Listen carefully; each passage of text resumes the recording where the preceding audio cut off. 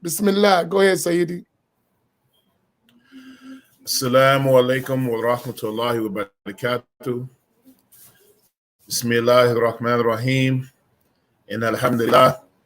Wa salatu wa salamu ala ashraful anbiya wa mursaleen.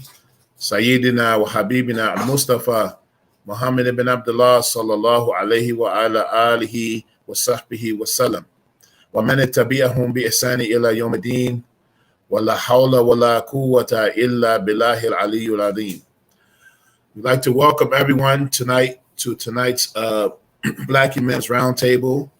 I'm Imam Faheem, aka the Imam of the Boom Bap. It means just that. We're back with real hard topics and real rap. I got my compadres, Imam Amin and Imam Naeem, Abdullah, alhamdulillah, who was a gracious host a week ago.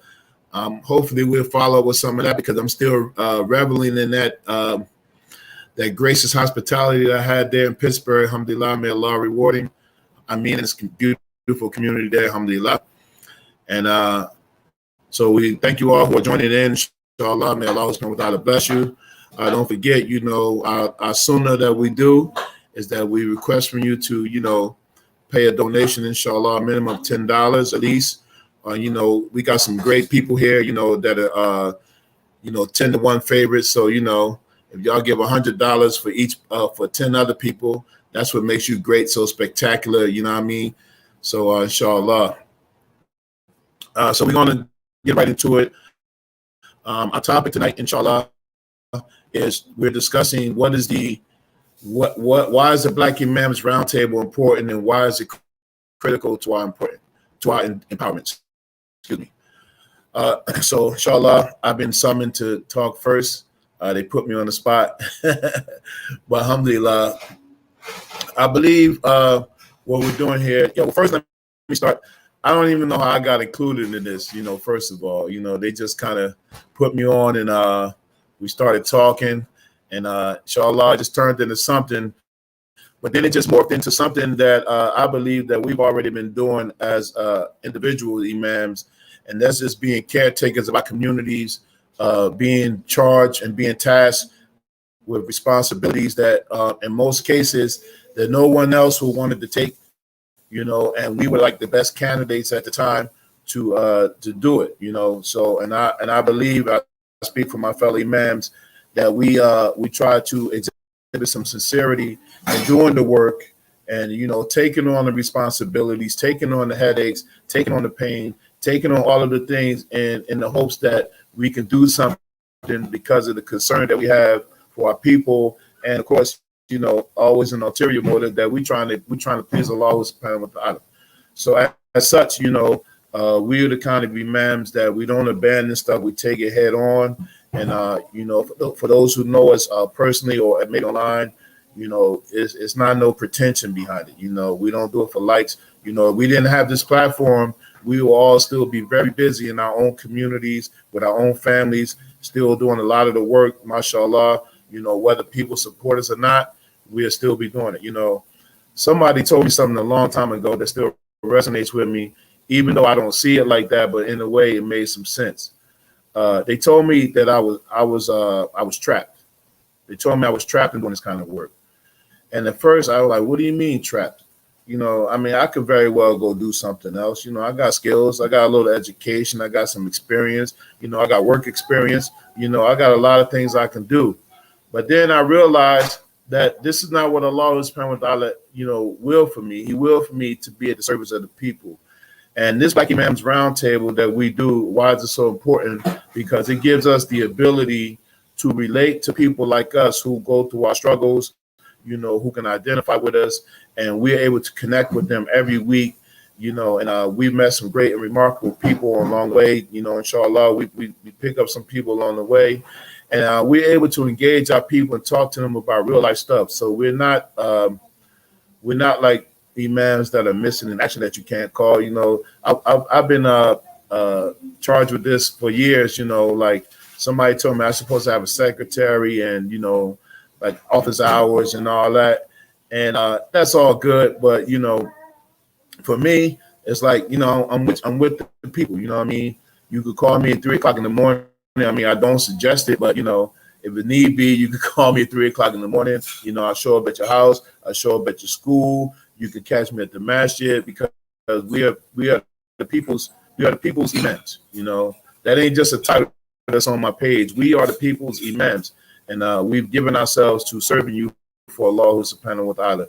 And this platform is just another outlet for us to communicate and connect with people like us who may not have a voice in their respective communities. I found out that a lot of people in their communities don't have any connection with their leadership, don't have anyone to talk to, don't have anyone to go to for answers, go to for ask questions, for advice. And I, myself, Imam Amin, Imam Naeem, we're the kind of imams that put our whole thing, our life on the line every single day. We put our personal business out there for everybody to see. And I don't know if people understand how difficult it is, to really be in the limelight, to be out front and people watching your every move and your every statement. And, it's something that, it's a lot of pressure, but at the same time, it keeps you focused on what you're doing, and I believe in my heart of hearts that all of the experience that we have combined, that it's to a point that, it doesn't even, like, what phase other people don't really bother us. You know what I'm saying? Like, it ain't important how many numbers that we get in and how many people support and how many people donate. We still going to be doing this work. If they shut down the whole, what is this called? The grid. If they shut down the grid, we're still going to be doing this work. I always tell people, if I never get invited to another speaking event again, I have a whole community that, is going to support me. I have somewhere every Friday to be. I never go to another masjid for as a guest khatib.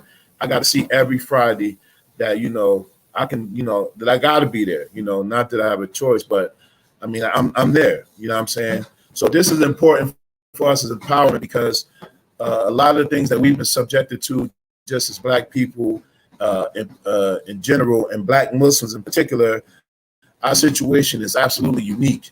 And we have to band together and put our minds together and our resources together to make ourselves stronger. Especially we're living in a time and we're living in an era where people are trying to assault us, trying to attack us. People are undermining us as Black people, our commitment to Islam, trying to erase our history as far as our contribution to Islam, and so many things that are happening that, for us, is making us go even harder.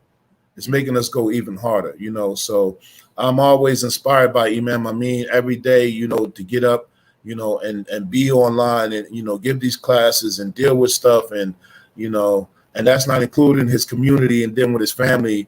And then the same thing with Imam Naeem, So we are doing this, that it takes a special kind of dedication to keep this up, and some of you are just coming to know us, but we've been doing this for a long time. Don't think that this is some type of, we just came out of nowhere. No, we've been grinding. We've been going through pain and struggles, hardships, just to be able to present to you some type of beacon, or some type, beacon of light, or a glimmer of hope, or some type of inspiration that we're doing, inshallah ta'ala.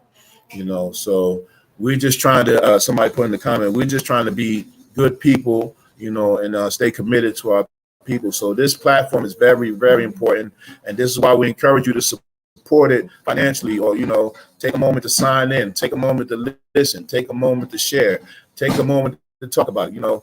I mean, at first when I first started out, like, now it's come to a point where I'm running around and people are saying, yeah, I know you. And I'm like, where I know you from?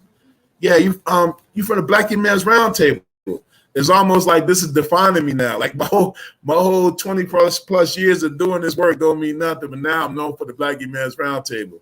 So I'm like, what? Oh man, and I'm the kind of type, like, I don't like that kind of fanfare. Like, hold on, who are you? Like, like I wouldn't want to say, nigga, you don't know me you don't know me really, you know what I mean? Because you see me on the Black Imams Roundtable. That's social media. But it also told me that the impact that this is having. Because I'm talking about people that I met in places just moving around. So it shows the impact and the significance of us doing this every week and talking to our people and engaging in our people and making ourselves available for our people. You know what I mean? So, and so in that respect, I'm really honored. I'm really honored. And so it's like, okay, now I got to do more because people are going to be recognizing me and seeing me, you know what I mean? So it keeps you focused and keeps you in check, because I know for me, and I'm pretty sure the other imams are the same, but we reached a level in our lives, man. A lot of stuff don't phase us, man. A lot of stuff, I'm not amazed by stuff too easy, you know what I mean? And in all honesty, a lot of things, man, I just IDGAF. Our social media people know what that means. If you don't know what it means, then you ain't hip. You know what I mean? That's why you need to listen to us, because we hip. We happening. What's up? You know what I mean? We got it popping out here. You know what I mean? We out here in these Facebook streets, cuz. You know what I'm saying? No, but seriously, I mean, we had a point that we really just don't care, except for trying to be at the service of our people and really trying to get us to another level. You know what I mean? So, and we do hope that you appreciate it. And we do, for people who take the time to tune in, please forgive us for our shortcomings. I know there are times where we may not be able to address everybody's concerns. We may miss some questions that we should answer, but we're just doing our best, with the platform that we've been given. But people that know us on the ground, I mean, it's a lot, to go to the Masjid. And, I'm pretty sure the other emails can attest to this. On Friday, it's like all these people got these pressing issues or this pressing business. Well, all week they could have called you, or they could have caught you one of the prayers. You know what I'm saying? But now Friday, everybody wants to have a chair with you. Everybody wants to have a moment with you. Like, and Friday, we preparing for khutbahs and stuff like that, and maybe a class later on. And for me, Friday is like, listen, man, after I done spent my 30 minutes of fire, I'm ready to disappear, man. Like, I don't want to talk about nothing. You know what I mean? But you got to overcome yourself as an imam and deal with people's issues, and notice that people, it means a lot to them for the few moments that you give them. So, again, you gotta sacrifice yourself and overcome your own comfort zone just for the people. So, I mean, and this is why it's important, because this is for you. This is for you as the people, to give you a voice, and hopefully that we represent the voice that you have as well, inshallah.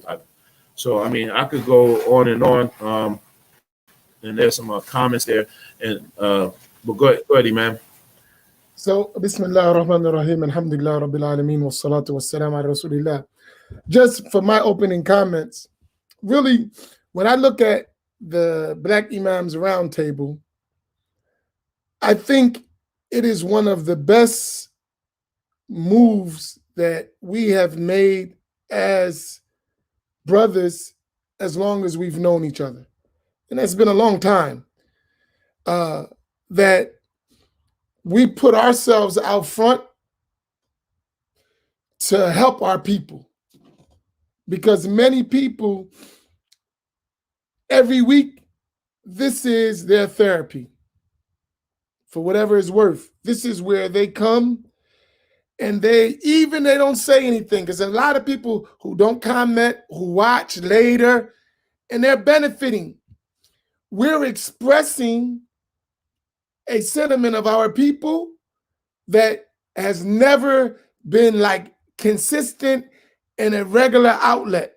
So for me, and y'all know with some of the emails we get, some of the message we get, we're changing people's lives that would normally be forgotten, right?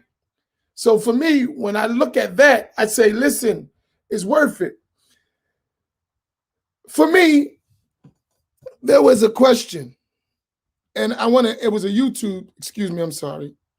It was a YouTube question, the first question that came out, and it was related to this. Okay, yeah. Why is it called the Black Imams Roundtable? Isn't that putting color on the religion of Islam? And I'd say this, right? Islam as a deen is a perfect way of life, right? Allah said, Inna deena inda Allahi al-Islam, right? The religion, the way of life with Allah is Islam. I got that. Islam is a perfect way of life. However, not all Muslims live that life perfectly. I'll say that again. Islam is a perfect way of life, no doubt about it. But not all Muslims live Islam perfectly. Not all Muslims live up to the scale of Islam. And I'm going to say this with no apology. There is extremely too much racism in Islam against black people, perpetrated by Muslims who are not black. There is too much racism practiced within Islam against black people by others who are not black. Period. No apology, no debate. And anyone who doesn't realize that they're the reason why we need a Black Imams Roundtable. If you look at the Muslim world, I'm not talking about just in America, in the world, and you don't recognize the racism against black people among Muslims, you got serious issues. Like, seriously. Like, if you don't see that,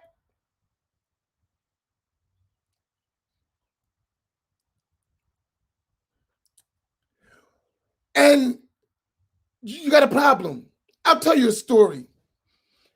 We was in Saudi Arabia. I don't know if you ever noticed, Saudi Arabia is extremely wealthy, right?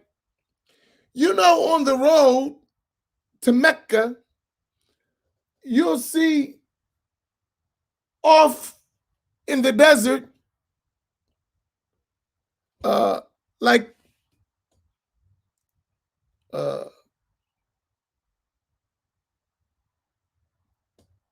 what are those things? What's the things called where the smoke come out of, those big things that go up in the air, like for, I don't know what they call it. You know, like smokestacks. Chimneys. You know, chimneys, but huge, long ones, they go way up, right? Over in that area, there is a place in Mecca where they used to use for quarantine for infectious diseases. So I was with a friend. He was Somalian, but he lives in Mecca. He lives in Jeddah, but he stays in Saudi Arabia. So we was getting some clothes. He said, I know where you can get everything you need cheap.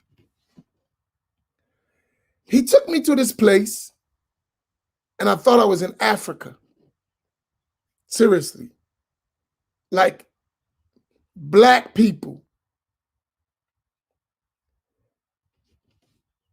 They live in such bad conditions, it'll make you want to cry. They're in Saudi Arabia, but they're living, and it's all them. So I know y'all been to Hajj and Umrah. You notice you see all these women, black women, walking around begging? Or little children? They all live in that area. So the reason why you only see women, because if the men come out, they will arrest them, right? But they live in, and these people been born in Mecca, born in Saudi Arabia, but they won't give them citizenship. And I talked to one of my teachers about this place because I was like appalled. Like, how could you treat black people like this? People, period. Like, how could you treat them like this? With all this money y'all got, look at these conditions. My teacher said, we tried to help them, but the government doesn't allow us. He said, and if you were looking from the outside, he said, their houses are not suitable for dogs to live in, let alone human beings. He said, you were looking from the outside, just passing through the shopping part, where people's just on the street selling stuff. He said, their houses are not suitable for dogs to live in.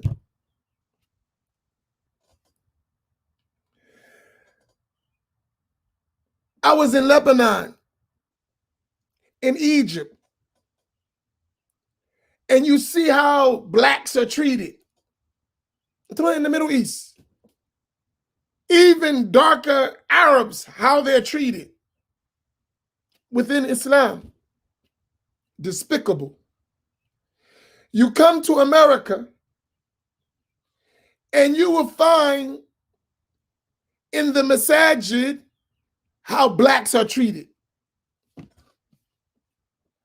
If they don't have their own masjid, if they go to a masjid where they're not in charge, all of us who, be honest, have felt this type of stuff at various degrees. So when that is the condition, black people need their own platform to empower themselves, right? And I've seen it here in America where we would have conferences and black people will be marginalized, treated like, why are you here? Right? And these feelings are real, and they have no outlet to say, when are we going to have a better condition? And it's been a standard practice that is not addressed. To the extent that you got, and I was just telling them before we came on, we're sincere people. We want to do Islam. We want to practice the deen. You know, some of us been dunya. We know what it's like. And sometimes we're so ambitious about learning that we are victims of racism, and we'll act like it doesn't exist just because we feel we need to endure this to learn the religion. And I've heard people say that to me. I heard a Negro say to me, I gotta put up this or they ain't gonna give me no knowledge. He actually said that to me. The same Negro who had to curse out the other day, right? He said that to me. I gotta put up with this because if I don't, they're gonna cut me off.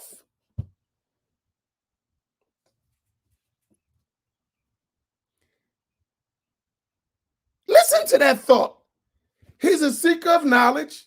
Forget his mindset. He's a seeker of knowledge. He's black. He wants to learn. He's around Arabs, and that's how he feels. If I don't do what they say, if I go against what they say, they're going to cut me off. And I need the knowledge.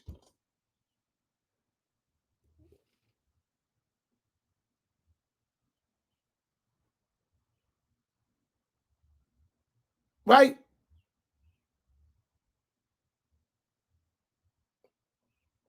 I want you to think about that mentality. Even though they do it, how painful that is for that person, right? We'll just say he's a house Negro and that's the end of that. But what is going on inside of that person as a human being, let alone a black person, just as a human to feel that way, right? Is the dean supposed to be like that? Right? And there are many, many, many stories of this, of black people being oppressed in the name of Islam. And for me, I think that these type of platforms are needed to show us who we are as a people. That I don't have to surrender my dignity and my honor to be accepted by someone else. In fact, we have the ability to empower ourselves. To me, and this is my opening comment, because I have many other reasons, this is why the Black Imam Roundtable is not only important, but essential for the upliftment of African American Muslims. That's my opening feeling.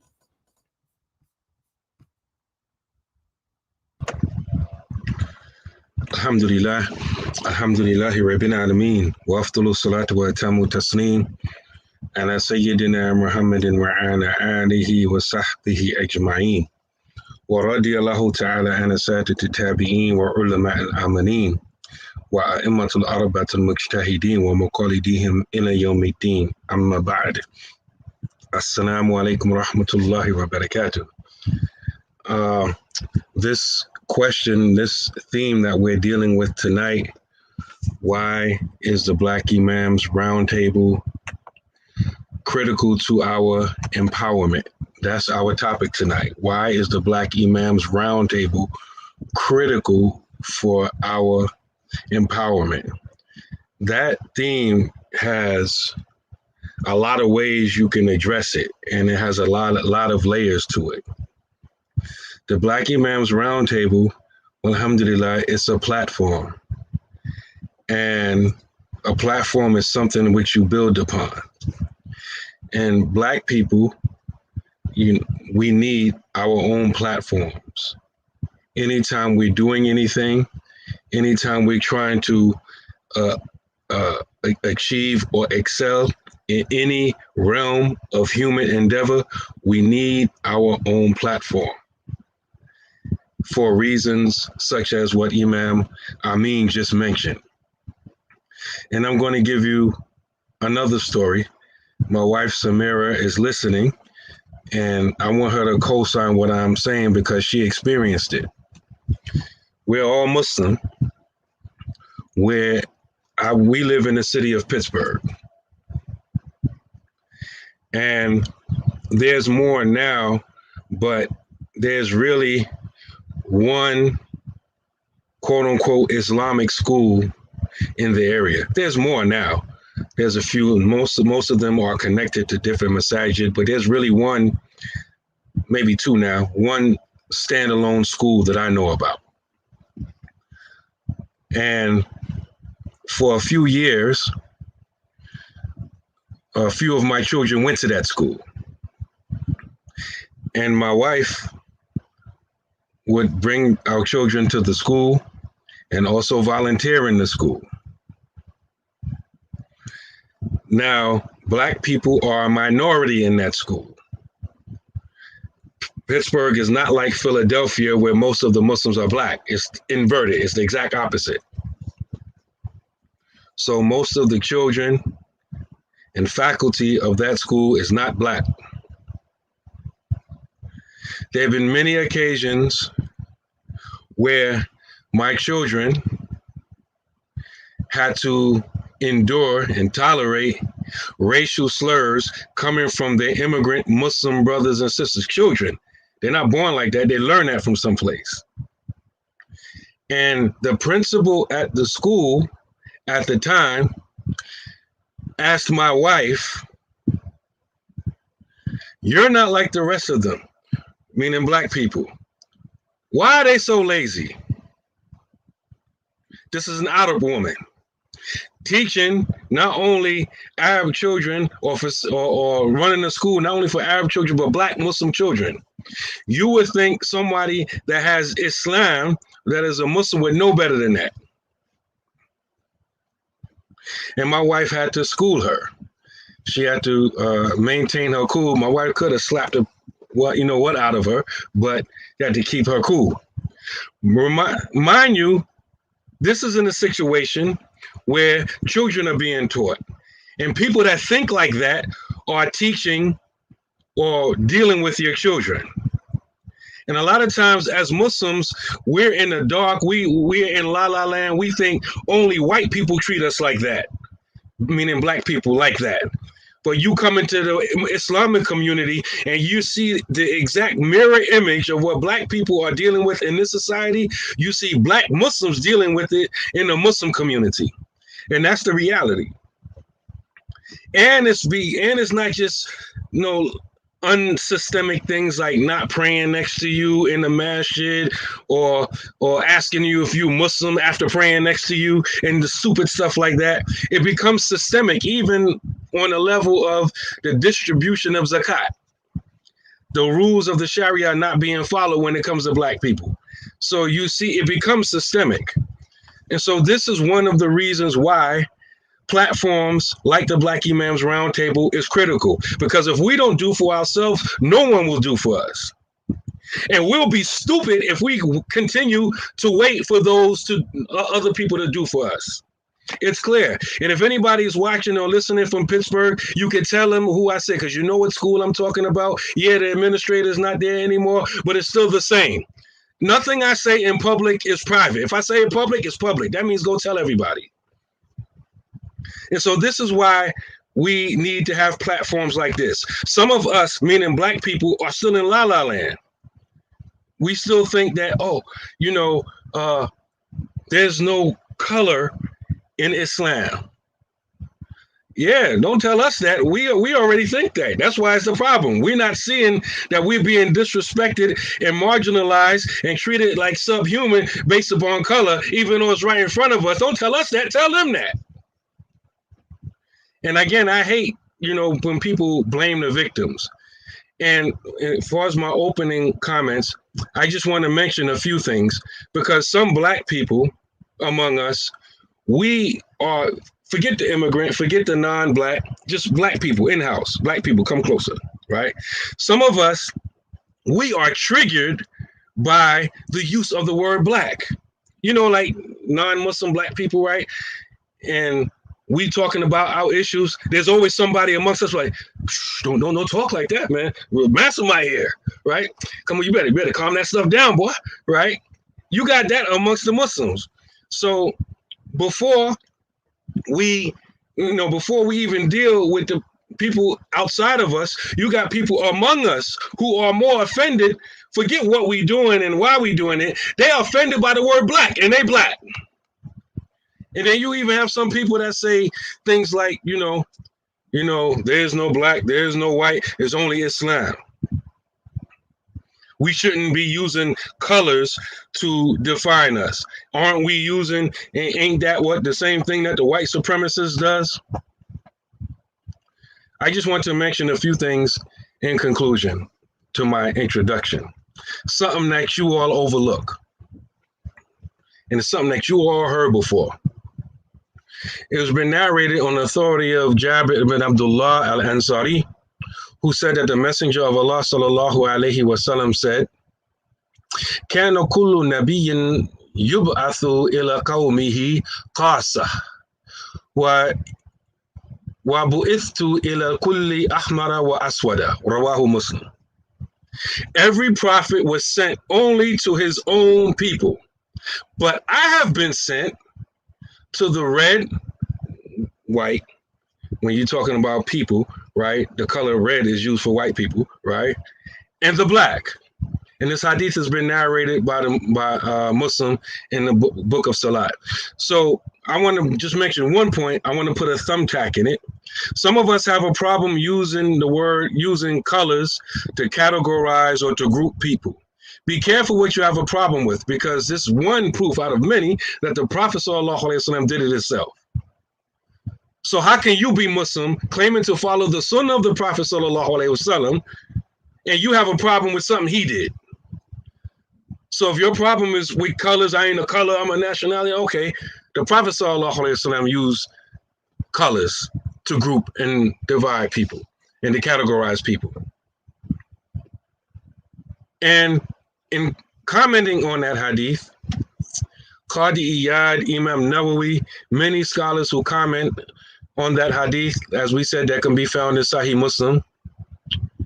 Qadi Iyad, he said in his Shifat, Asudul Arabu, لأن الغالب على ألوانهم الأدمى. فهم من السود والأحمر الأجم. He said, it is said that the black in this hadith refers to the Arabs because most of their skin color is black. Therefore, they are from among the blacks.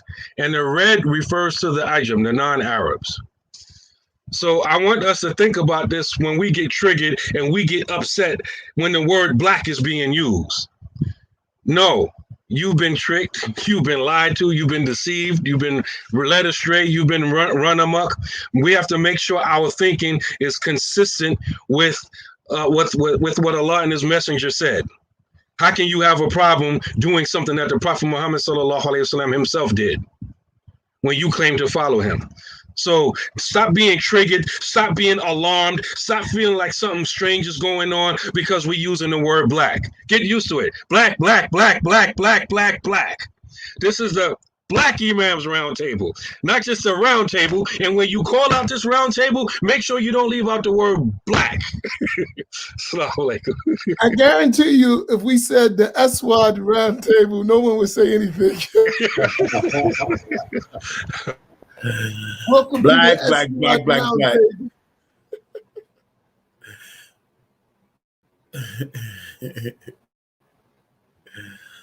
Well, I tell you, you've been had.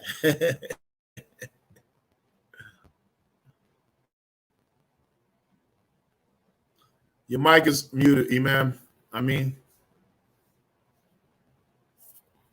I wasn't talking. It's back to you. Okay.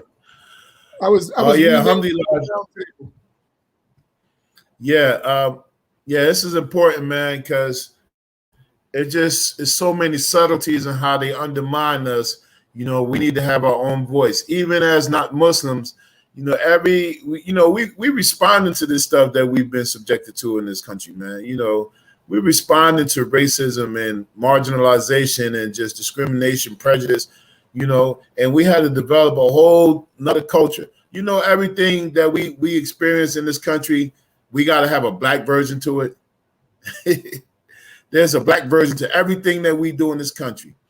You know, there's a way something is done, and then there's a way that black people do it. You know what I'm saying? And we are like absolutely unique. And because of our circumstances and our struggles and the stuff we've done, and we should absolutely own that. Absolutely own it. You know, our uncompromising positions, our unwavering, you know, stances sometimes, our militant stances sometimes. I don't care sometimes. You know, you talk to me like that and I'm going to go upside your head sometimes. You know, all that stuff, man. That's what makes us who we are. And we need to own it because, you know, people forget it, man. You know, I was just part of a rally for Palestine on Sunday. Now, y'all might not see any footage of it because of the stuff that I said. They might don't want to, you know. But one of the things that pissed me off is the guy called me. We done set this up like months ago, right? So the guy calls me on the day of, it was at 4 o'clock. He called me at 3 o'clock and asked me, I just wanted to remind you of the rally today at 4 o'clock. So you now imagine in my mind, you know, as a, you know, a synonym for black imam, you know, now the other part came in, you know what I mean? The nigga imam. So I wanted to say, man, didn't we just arrange this a month ago? Like, what would make you think I wouldn't show up when we agreed? Like, what kind of professional you think I am? Like, I wanted to cuss him out so bad. Like, man, you don't got to remind me of, you know what I'm saying? Or they do it when if I'm a guest somewhere, they'll call me. I want to remind you, you know, Jumu'ah's this Friday. It take everything in me to not to say, man, we made this arrangement 2 months ago. What would make you think I would just not show up? Like, in some choice language I would like to use here, but we do got to keep it clean a little bit. But it's just like, come on, man. Like, those little subtleties, like, make you just like, man, who you think you're talking to, man? And that's why we need to have our own platform, because we understand each other. We know how to say things, and we know things that are unsaid because we understand each other that they will never understand. They will never understand. You know what I'm saying? So this is very important, and it's very important to us, you know, because, you know, now it's to the point like, okay, if people ask me my schedule, every day except Tuesday. Every day except Tuesday. I'm willing to adjust any day of the week except Tuesday, because I want to be here to, be a part of this, what we're doing here, to be here with you all and to engage you, to hopefully give some sound advice, to answer some questions and, really just build this thing that will empower us going down the line, So again, I mean, we do appreciate you tuning in, taking out your time, you know what I'm saying? And it means so much to us. And, before I dish it off to, I don't know who's next, but I would like to hear after Imam Amin goes, right? I would like to hear from some of you, why is it important to you? Why is it important to you, this Black Imams Roundtable? Just commenting, making some comments. Why is it important to you? Because you know why it's important to us, because we're imams at your service. We love you. We appreciate you. And we appreciate the opportunity to be able to have this online community and in addition to our own respective communities. So we connecting and all this together. Before this platform even came about, we've always connected. We go to each other's masjids. We've done programs together. We got a couple things, lined up, after this pandemic kind of subsides some more. And we just kind of really doing this work. And Imam Amin, every once in a while, I had to say this, I feel like at times, man, I'm just ready to be done. I feel like I served my time as like a job, I'm ready to be done. And then I hear something from Imam Amin, be like, man, man, we got to go harder, or he'll do something, man, we got 20 more years. And I'm like, what? Man, I already did 20 plus years, man. I'm ready to retire, you know what I mean? But there's no has that retirement. effect on you too? Yeah, there is no retirement from this stuff, man. And I'm here for a reason. We're here for a reason. And it's not coincidental that we ended up doing this kind of stuff, that we ended up connecting, and that all of you are here with us as well. I mean, there's a purpose that we, so we do hope that you continue to be patient with us, continue to tune in, continue to support, because we're going to give it everything we got, inshallah ta'ala, to please Allah subhanahu wa ta'ala and to serve you, our people, because we care about you. That was really the thing that even put this together, is caring about our people, the downtrodden, the marginalized, the forgotten about people, the people who don't have a voice, the people that, the Muslim Ummah at large won't listen to, all that stuff. We work for you, we work for you, so we here, we on time, and we ready to work like the temptations that we are. You know what I mean? We got our dance steps in order, we got our shoes on, we got our outfits, and there's only one mic. We're going to come back to that one mic and rock it. You know what I mean? All right, go ahead, man. I want to really let's examine something. Imam Naeem said we Black, and I have a thought that I always said: whatever affects Black people affects Black Muslims. The same problems confronting Black people and confronts Black Muslims. I'm going to give you an example, and we're going to be honest. I'm going to say something. I know some of y'all might get offended and don't use this. This is the Black Imams Roundtable, and we keep it real, even if it may be bitter. If I said to you, that's some nigga stuff, in the comments, the two imams, without me saying anything else, don't you already have a concept what I'm talking about? That's the imams. We need no rehearsal for this one. If I just said, man, that's some nigga stuff. Know exactly what you're talking about. Right? Now I'm asking y'all in the comments, how many of you, without me saying nothing else, already understood what the heck I'm talking about?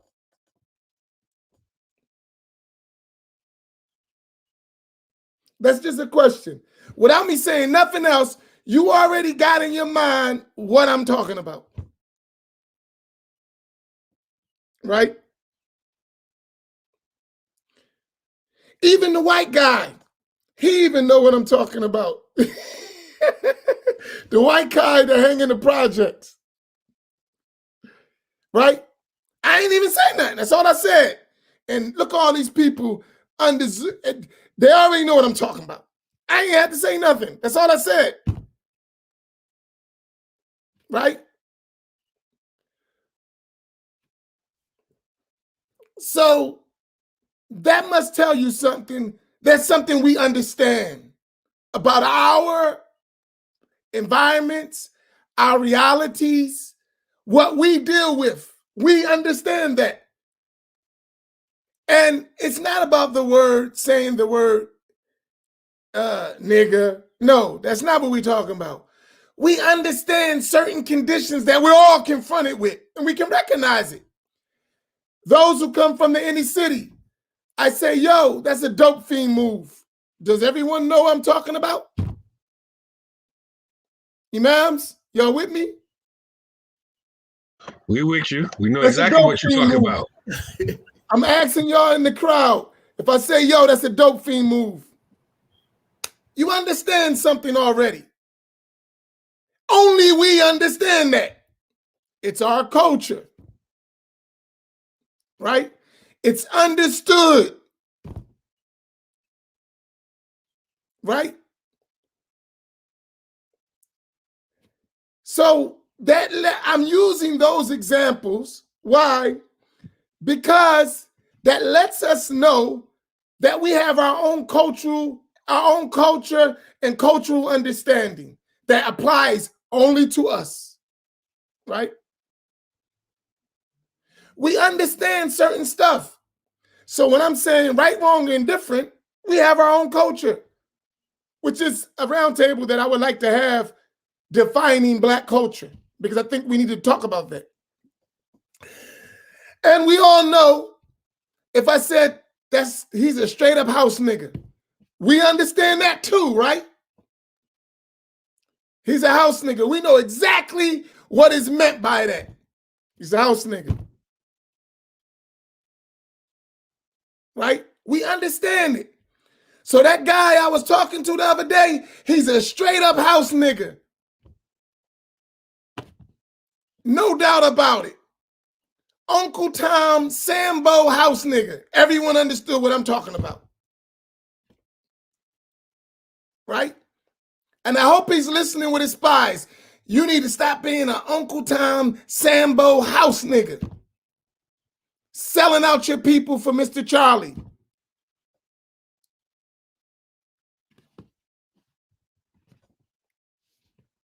And I ain't having no other discussion with a house Negro except to tell you, stop tap dancing for the boss.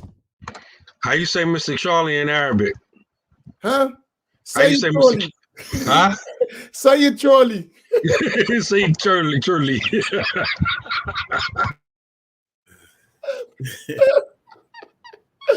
Hey, right? But I'm mentioning something because it hurts. Now let me get to the point quickly so I don't delay this. I'm going to describe something. Black mosque, Black community, immigrant comes in, joins, gets the Blacks, assembles the Blacks, immigrant, maybe be from wherever, immigrant. In this case, Arab, just to be example, Arab. Comes in, Black community, gets the Blacks together, gets the Blacks to build. The Blacks do all the grunt work. Blacks do all the grunt work. Give the Black some token stuff, token position, token job. Strengthens, builds, take all the resources. Now go get your Blacks and bring your Blacks. We bring all of our Blacks, deliver them to the Arabs, or it could be others, but this case, I'm just mentioning the Arab in this case. Give them to the Arabs. The Arabs take those resources, build up their communities. Take the money from the Black community, send it to the suburbs or out the country. The black people, in the meanwhile, are in the same conditions. The Arabs build business that they control, get real estate that they control, that the blacks help them to get. The blacks remain in the same condition. They build, they further their cause, the blacks remain in the same condition. When the blacks say, hey, what about us? They exile the blacks. Does this sound familiar around the country? How many have seen this movie I just described? In the crowd, how many of you have seen the movie or aware of that movie? That's a question. How many of y'all have seen this movie I just described? And all y'all not from the same place, right? How many of y'all have seen that movie that I just described?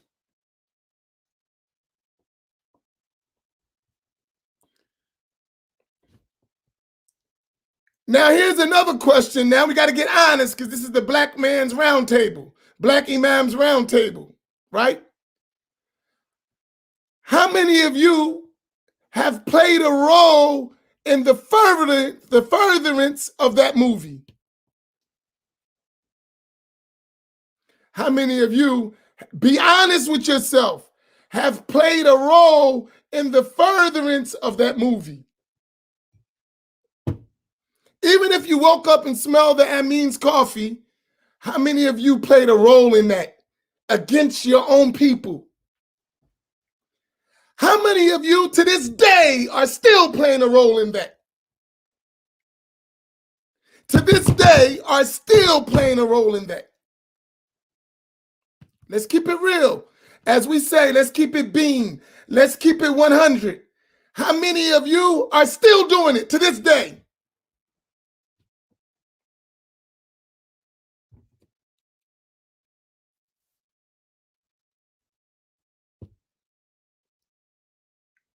I'm hearing too many crickets. Come on, let's be honest. This is the Black Imam's Roundtable.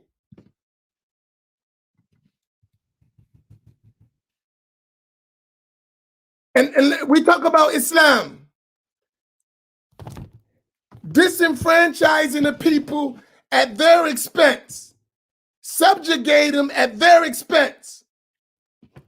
I've seen organizations like this where they came into the black community, built their own infrastructure, no black leadership, not one black man who can make a decision or woman and it stands. That's the decision in a black community. You heard what I just said? Not one black man or woman in the heart of a black community can make one decision and it stands. You tell me that's right? In the heart of a black community, majority black people, not one black man or woman can make a decision and it stands. That's the decision. Y'all don't see nothing wrong with that picture?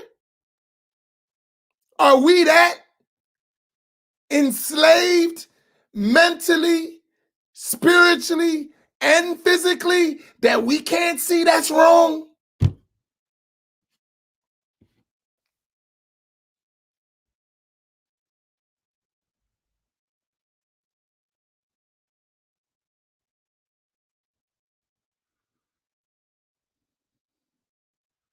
Think about that.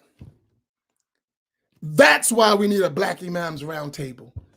If it's just to tell us, wake the hell up and smell the coffee. And I honestly believe that we need our own. We need segregation in order to have unity. That's going to be hard talk. We need segregation in order to have unity.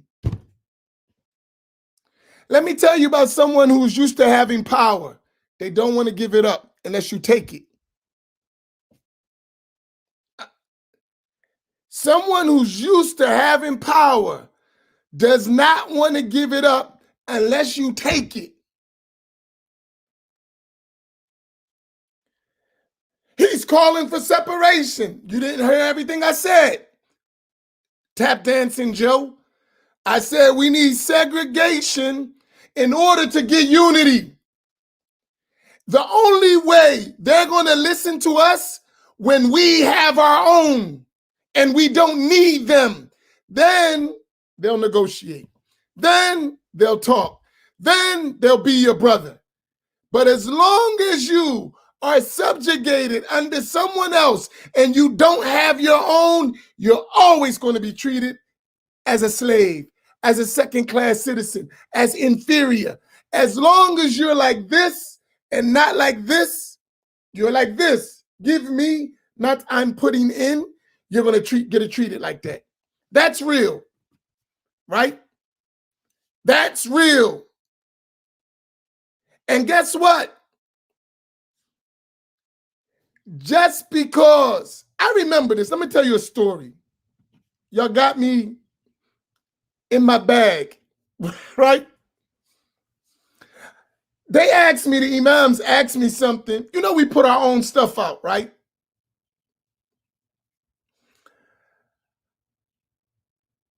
I used to be involved with that type of behavior. But because I was the house Negro, I didn't notice it. You heard what I said? Because I was the house Negro, I didn't notice it. I thought I was special, right? So Amin walks up. I can walk in boss's office. I can sit at boss's desk. I drink coffee with the boss, right? Boss let me go through his library, pick out whatever I want, right? And then tell the other Negroes, go stand security, you go clean the kitchen, you get the bathroom. And I was watching this stuff. But you know, my mind was like, you know, they need to learn. No, I'm being honest. They need to learn, right?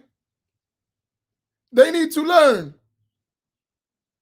So I'm sitting with the president, with the CEO. I'm getting treated like a king.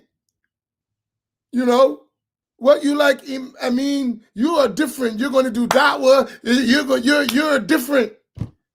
Rest of my people being carried, mud-boned, right? I never thought about it. I didn't. I had access. I was traveling overseas, doing what I want, right? I never thought about the others, right? And now, right? And now, at one time it clicked. I'm like, what the hell? I've always been like that. I'm on the stage, but I'm not noticing the black guy in the nosebleed section, right? I'm not paying attention. I'm on the stage, right? And then one day it just clicked. I'm like, you being treated this way, but the others are being mud-boned. It clicked. It clicked. And I bucked. Right? I bucked. Straight up bucked. Never again. But I didn't even realize what was going on. Because I was so busy. The boss always going to treat one guy good, or two guys good, or three guys good, while the rest of you are getting carried. It's real. And some of you know it, who've been around long enough. I walk right up in here with the boss. No, just go upstairs, right in the office with the boss, and sit down and walk out and go in the bookstore and do whatever I want. And everybody like, who this nigga? Right? That's what I used to say. I used to see the faces. I'm being honest with you here. right? And those who've been around long enough, not you new guys who just know how to be a slave. I'm talking about people who've been around long enough. They know it, right? So I seen it. I know what's going on. I've been around a long time. I seen it. I was in the privileged crew. I know when it's wrong.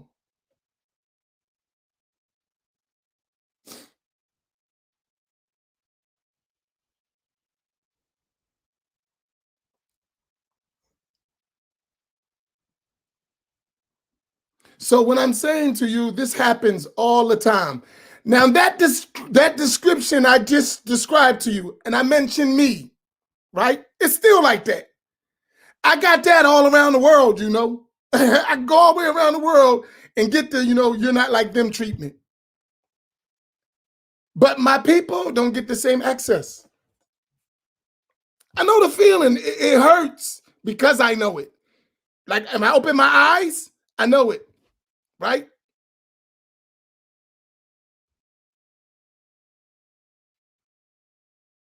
It hurts when I think about it, right?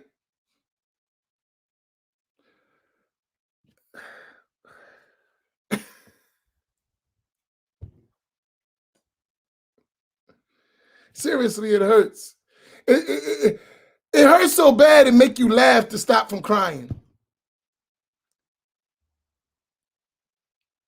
And I watch us go through this over and over and over again, and no one says, wait a minute, this is wrong. I don't want to pass this to our children, right? I don't want our children to face the same thing. And right now, some of these grown-ups, when I was around with children and they in the same condition, some of these grown-ups, now they're grown up, 20, 21, 22, right? 23, 24, 25. They're in the same condition that I saw 25 years ago. 25 years ago, they're right now in the same condition.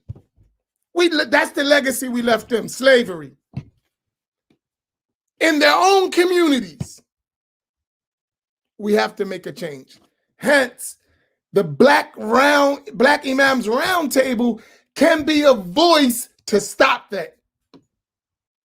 Because guess what? We don't need your permission. We're not even asking for your permission. In fact, we're deliberately opposing your permission. Right? We don't care what you think. How about that? And we have our own. You heard what Imam Faheem said when he opened? No matter what, I got my own place. Every Friday, I ascend the minbar. Imam Naeem, every Friday, he ascend the minbar. Amin Muhammad, every Friday, I ascend the minbar.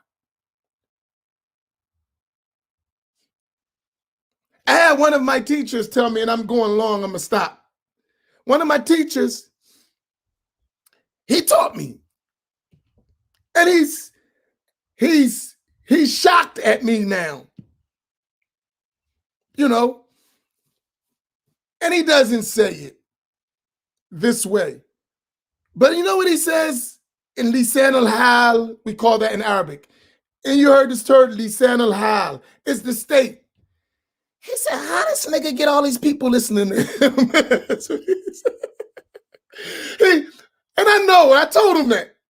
That's, you say it in Arabic, it sounds a little cleaner, but the same meaning. How does this nigga get all these people listening to him? Because they watch. They see those numbers. They see the comments. They see who's staying. How does this nigga get all them to follow him? I remember he was my boy. And I told him, I said, them days is over. They over. Sorry, Sayyidi. Intihal Amr. It's done. Finished. It's over. No more. We're back to that old saying, can you fool a Muslim? Not nowadays. For real. In the real way. Black Muslims are not food anymore. Them days is over. You got to come correct. That's why I believe, I support, I wish when we die, y'all continue the Black Imams Roundtable and many forms similar to it where Black African-American Muslim have guts to say the truth. No chaser. That's me, Imam Naeem. I'm throwing you an alley-oop.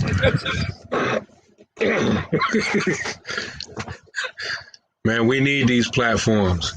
I mean, a situation not similar to this, but it just brought back, it just came back to my mind several years ago, back in the late 90s, I believe. Y'all remember MENA, Muslim Youth of North America? You remember that? I think they like connected to ISNA, Muslim Youth of North America, MENA. I don't know if they still exist. It was like ISNA, but for kids. Yeah. They used to have, just like ISNA, they got, national, regional, and all that kind of stuff, right? So they used to have a lot of, like, on spring break and, winter vacation, they would have, like, regional camps and stuff, like, over the long holiday weekend. And at one point in time, I used to be like, kind of like a regular speaker at those camps. And I remember one time they had one in Hagerstown, Maryland. And so I'm in a hotel room preparing my next few lectures, and I got brain locked. I didn't know what to talk about. I was just sitting there, just staring. And I had one of those moments like, why am I even doing all this? I got skills. I could do other stuff. Like Imam Faheem was saying earlier, I could do other stuff. Why I'm way out here? It's the middle of winter, Hagerstown, Maryland. I ain't never been here before. What is this place, man? Like, it's just, like, why am I even doing all this? I mean, ain't no money in it. That's, especially with no black people, right? Ain't no money in it. Right? Why am I doing all this? And then one of the organizers called the hotel room and was saying that a sister wanted to speak to you, but she don't, she wants to speak to you, but she wants to hide her identity. Is it okay if I give her the number to your hotel room? I say, yeah, sure, go ahead. And so she calls and she says she heard me speak before. And she benefited a lot from my talks. And then she started telling me all of these stuff that she's going through, right? And I don't think she was black, but Allah knows best. She was saying how because she listened to my talks, she started wearing hijab. She wasn't a practicing Muslim. She started wearing hijab. And then she said when she started practicing her deen, her Muslim parents would incite her brother. For example, whenever she would make salat, her parents, everybody's supposed to be Muslim here. Her parents would tell her brother to turn up the radio, like to disturb her when she's making salat. And she's telling me all of these things that she's going through in a so-called Muslim household, practicing Islam. And then she said, Allah forbid that she would want to marry a black Muslim in the future. Her parents would like go crazy. They wouldn't even hear nothing like that. And so while she's talking to me, telling me all her problems, in my mind, I'm sitting listening, trying to have some response or to answer her or whatever like that. And so when she finished talking, she was like, I want to thank you for listening to me. I can't really talk to none of the other girls my age because they're going through the same stuff. And I can't really talk to anybody I know because they know me and whatever like that. And, I just wanted you to hear what I had to say. And, and thank you for doing all that you do. And that was it. That was the end of the conversation. Like, she just needed to get that off. Right, to somebody who wouldn't quote unquote judge her. And subhanAllah, I'm like, subhanAllah, you just reminded me why I'm doing all of this. because people are benefiting from it. You know, sometimes you lose track. That's why it's important that we renew our intentions. And subhanAllah. And I'm saying all that to say that this conversation we're having tonight is reminding me of that, because sometimes we just need our own space where we can talk how we like to talk to each other without anybody, you know, without feeling, you know, like we got to act a certain way or we can't talk the way we normally like to talk to each other. We need our own safe spaces. You know, everybody talk about safe spaces. We need our own Black Muslim safe spaces, right? We need that. And so, you know, and even by the comments tonight and other than tonight, you know, these conversations we have, the way we having them is therapeutic for people, even the ones that don't really comment, because every place else is like it's so fake, right? You know, you can't be yourself. It's not real. We need a place where we could be real, and all of our places should be real. We shouldn't feel like we got to change just to be accepted to someplace else. You know, and I don't like that type of stuff anyway, trying to change myself to be accepted by somebody else. I don't want to be accepted where you at. You need to accept me. I don't want anything you got anyway. Right. And so yeah, this whole conversation tonight, it reminded me of that story, because that one sister, I don't have a clue who she is or where she is or even her ethnicity. I can only guess. Right. But she felt like that, you know, someone that, you know, encouraged her to practice Islam, whatever. She wasn't even looking for an answer from me. She just wanted someone that she could talk to, right? And I would listen to her. And has an Islamic frame of reference, right? That she can talk to. Like I said, she wasn't even looking for an answer. She just wanted someone to unload to. And this is what we need in the Muslim community. We need spaces like this, you know, for ourselves.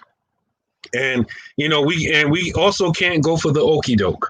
What's the okie doke? The same thing that we see in the Black non-Muslim community. Anytime, mark my words, and a lot of y'all not going to like this, anytime Black people come together to try to do something for themselves because no one else is doing anything for them, nor are they helping them, so they get together for themselves, by themselves, to do for themselves, somebody else always comes and say, well, what about us too? We in a situation like y'all, and then it can't be Black no more. It got to be people of color. It got to be minority. It got to be something else. Mark my words. Watch, it's coming. And we can't fold for that. Just because we love ourselves, that don't mean we hate anyone else. We just got to take care of home first. That's it. And if you can't respect that, that's your problem. We're not going to change up for that. And so it's the same way. Just like Imam Amin said, everything that happens in a general Black community, the same thing, a mirror image happens in a Black Muslim community. So Black people try to get rights and they fight for it. Then other people come on and piggyback off of that and say, yeah, we're oppressed too. And, you know, we need rights too. And what happens every time that happens? All of them get rights, money, legislation, laws, protection, and they get everything they want, and we get nothing. And so we can't go for that in a Black Muslim community either.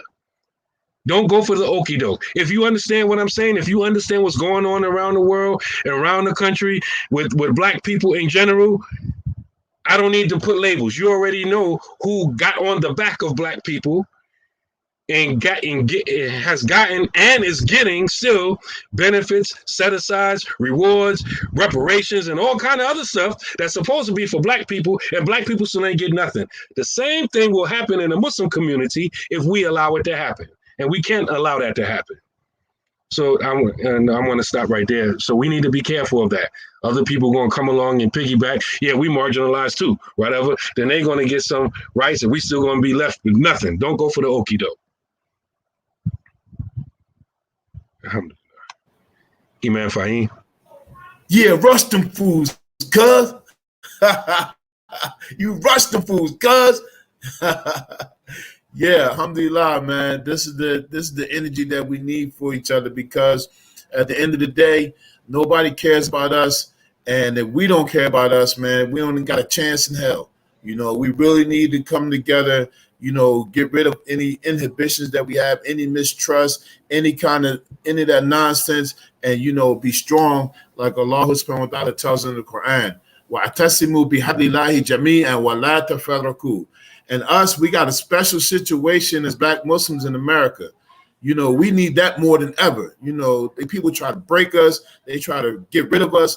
They try to kill us. We've been remarkably resilient. And, alhamdulillah, Allah subhanahu wa ta'ala, after all of this stuff, he sent us Islam, to put all of that together. We come from broken homes, broken communities, broken families, and we have La ilaha illallah. We got to really make sure we salvage this thing and make it strong, strong, strong, because we got the ability to do it. And people are going to continue to be working against us to stop it. And that's why when we see it, we recognize it, get out the way, man. We on the move, we on the rise. You know what I'm saying? And we hope that, during all this time, we've been working, that you see it.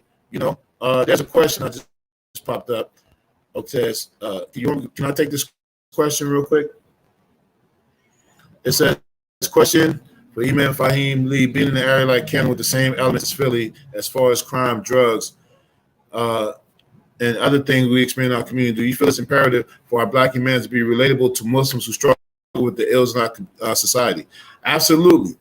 I mentioned at the khutbah just this past Friday, I work for the ex-cons, the drug users, the broken in. Those are the people I work for. Yes, we absolutely need to, make a safe space for them. Come to the Masjid. I don't care if you got high. Come sit down for a second. Let me remind you of Allah. Let me give you a hug. Let me see if something I can do for you. And then let that resonate with you.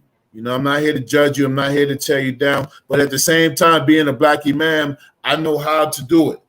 There come a time where, like, listen, bro, alhamdulillah, mashallah. Then there's going to be a time, nigga, if you come in here like that again, I'm going to whip your ass. You know what I'm saying? So that's what being a Black imam is. You know what I'm saying? Yeah, absolutely. We're supposed to do that. You know what I'm saying? We got to reach out to those people, because those are people who are like us, many of us, being ex-drug users, ex-drug pushers, ex-stick-up kids, all that kind of stuff. And Allah subhanahu wa ta'ala rescued us. And that's part of the reason that all of us do it, because we know what it's like. We see that mirror in ourselves when we see those people. So I never see, like, somebody's a dope fiend or something, like that's just a dope fiend. Now I see that somebody got potential. I know that I see that somebody that if he get up off that dope, he's going to be something remarkable. You know what I'm saying?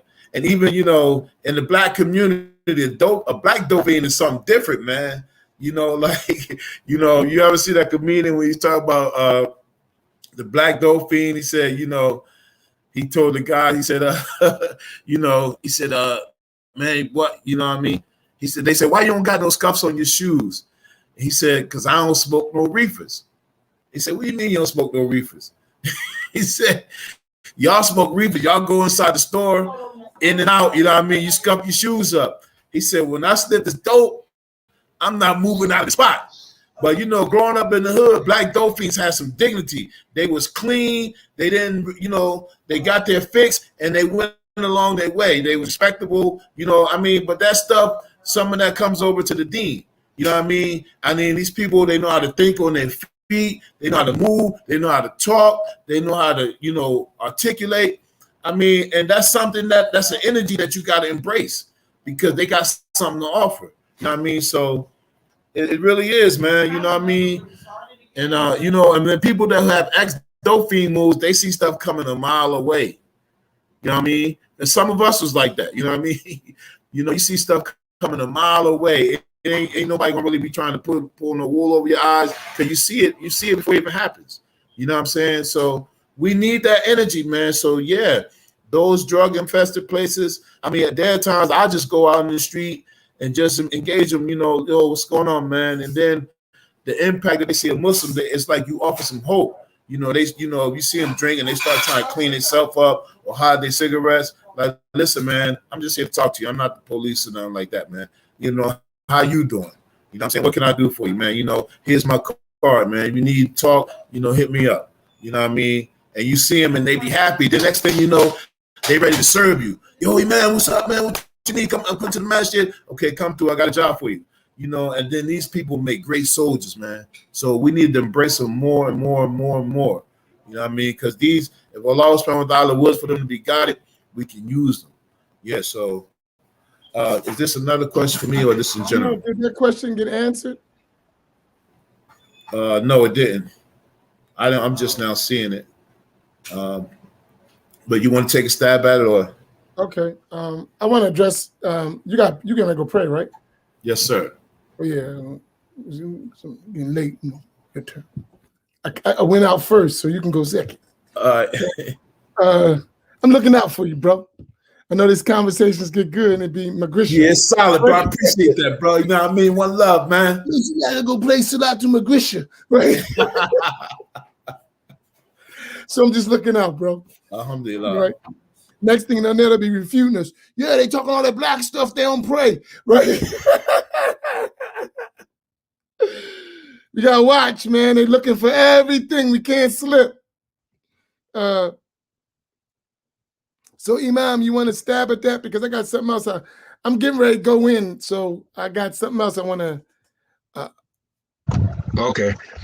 Assalamu alaikum, Imams. Many of our people lack self-respect, dignity, and self-worth as a community. Not to get the recognition from others, but to build for our future generations. Unfortunately, we don't trust each other and aren't willing to put our differences aside to do the work that's required to build our own communities. Alhamdulillah, I agree with everything you said. And one of the reasons why people don't have any self-respect is because they don't know who they are. That's why it's important that, knowledge goes before everything. People only act based upon the information that they have.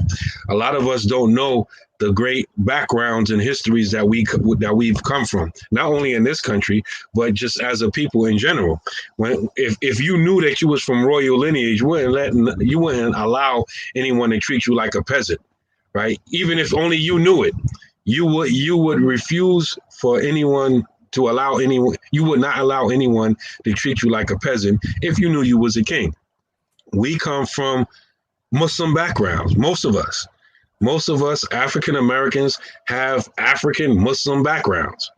Most of the places that the people were kidnapped from and brought here and made into slaves were Muslim polities. They were Muslim entities at the time of the slave trade. Right. And so and we have Muslims, Black Muslim scholars, Black Muslim books, Black Muslim civilizations, Black Muslim khilafats, and on and on. Black Sahaba, Black Tabi'id, Black Tabi'id. I mentioned yesterday in class, Luqman in the Quran, Al-Hakim, he was Black. The scholars differ. It's a minority opinion, but some of the scholars say he was a prophet. Right. So he was Black. He was an advisor to Prophet Dawood. Right. And all of these things are not highlighted. They're ignored. They're pushed down so that when you read the Quran, when you look at the Sunnah, you don't see yourself in it. You see other people in it.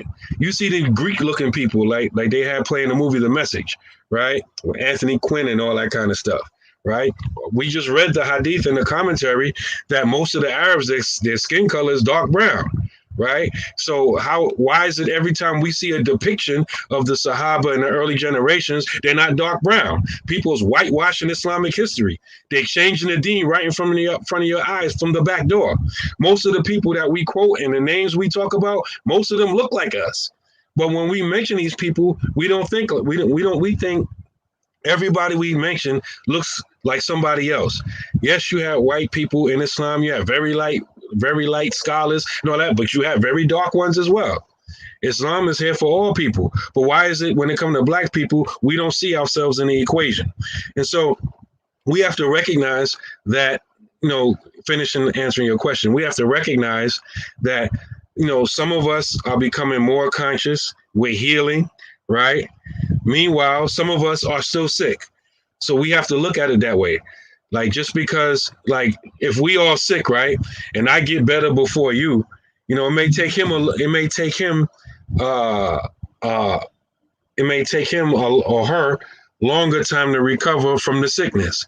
And so we just have to treat everybody, we can't just like say, okay, everybody's foul, everybody's not trustworthy. We just have to get with like-minded people and build.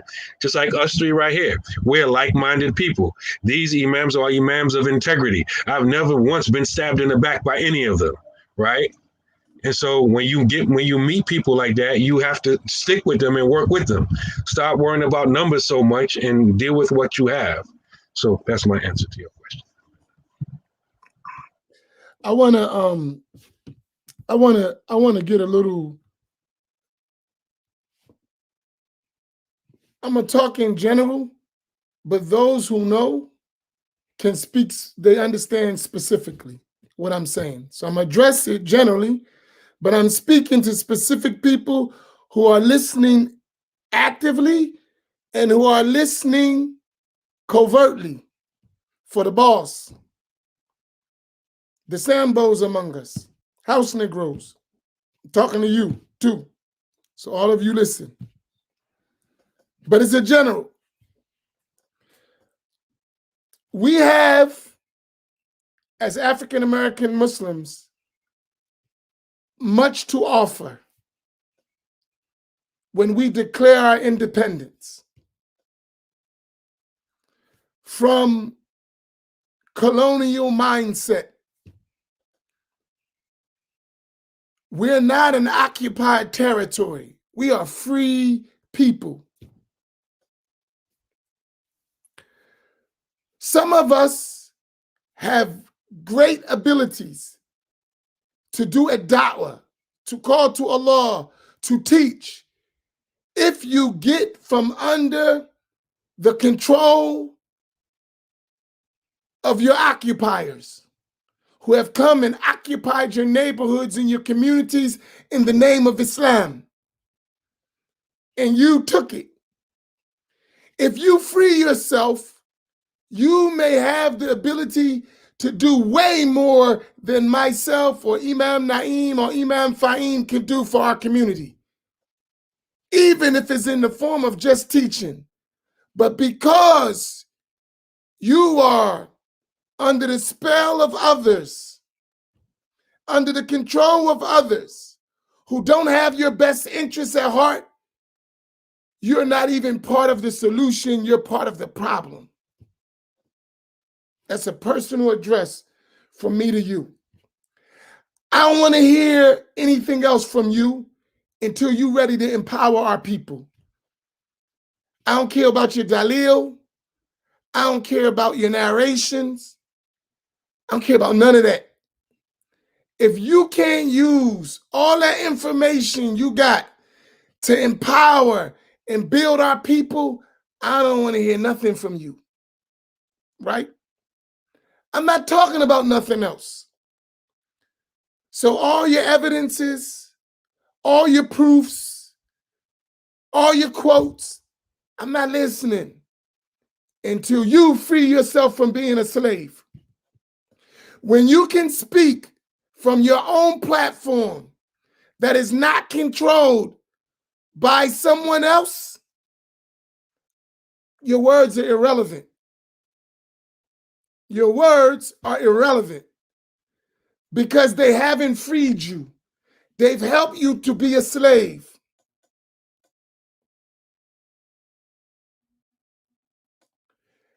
And some of you know exactly what I'm saying. I was watching earlier today, Imam Naeem. The same people that came to our inner cities and enslaved our black brothers and sisters in the name of Islam, they go to Ethiopia and they treat them with respect. You know why? Because the Ethiopians won't have it another way. They got their own country, they got their own government, they got their own cities, their own communities. And when you come in here, we welcome you, but you ain't taking over nothing. You're welcome, you can teach, you can share, but you're going to respect our heritage. But those same people come to America and treat you like niggas. Not even with an A, with an ER, niggers. The same people who go to Ethiopia where there's blacks and respect them and make dua at the graves of their great sheikhs, honor them, ask them, can they do something? Can we do this? Can we do this? Is this okay? Can you take me here? And then come to our communities where we know and tell us what to do. There's a double standard. And you know it. If you don't know what I'm telling you, say hell no to that. Stand up. And if you can't stand up, at least get out the way for black men and women who are willing to stand up. Stop being yes men for the enemy of your people in the name of Islam. Because that's your excuse. We're getting the knowledge. No, you're getting subjugated by the knowledge. Knowledge came to free you, not make you a servant. And this is something I'm saying honestly. We got some talented people who are scared of their own shadows.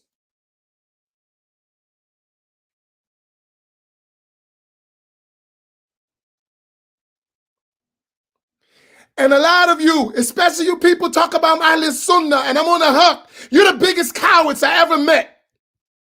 Seriously. You are hard on your black people, the Wahhabis. You ready to feud them, fight them, oppose them. But when you come up against those Arabs, you put your tail between your legs and run. Yeah, I'm talking to you. It's us, black people, who've been deceived by Saudi, by the Arabians, by those Wahhabis, mixed our communities, confused them. You get the truth and you can attack black people, but you won't address the racism standing right in front of you. Yeah, I'm talking to you. And I wish your boss would one day get the heart to stop using you and come out publicly so we can tear him to shreds. Really, I mean that. But he can hide behind you because you're going to make sure boss's house don't burn down. But if he ever steps out, we're going to destroy him. Stop letting black people be enslaved. These are our children and our grandchildren. And you house niggas been doing that for 30 years. While our people are subjugated to others. We are men and women. We're free. Islam didn't come to make us slaves. No. No. Knowledge didn't come to make us be somebody else. We can't even talk like ourselves no more. You can't even stick your damn head up. You got your head bowed down. You're so used to being a slave. This is a shame. And somebody got to tell us. Negro, you from Philadelphia, not Lebanon. Got it?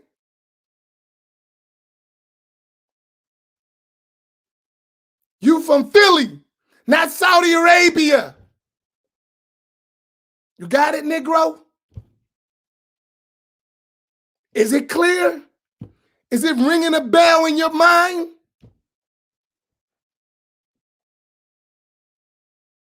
You ain't from Pakistan. You from the inner cities of New York and Philly and DC and Detroit.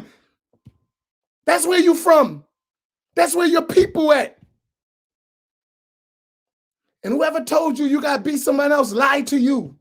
Because no one else be someone other than themselves except us. And we got to stop that. Take a page out of your black rappers and entertainers where they stand up as black people and the rest of the world imitate them. Take a page out their book. Stick a page out their books. Because you know something? If we get it right, we can change the condition of our people. We have to carry that legacy of Malcolm X. They killed his physical body and they was hoping to kill that spirit with him. But it's our job to revive that spirit. You know, we talk about Ihya Ulumuddin, reviving the science of the religion. We need to have Ihya, that revival of the black spirit. That's what a revival we need.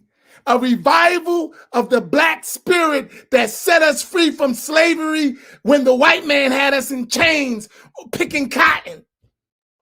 We need that same spirit, and we need a revival of it in Islam. I'm saying it.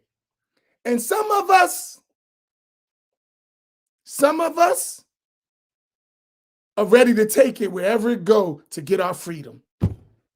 Some of us are not like them, Mr. Charlie, because they're going to play the tape for you.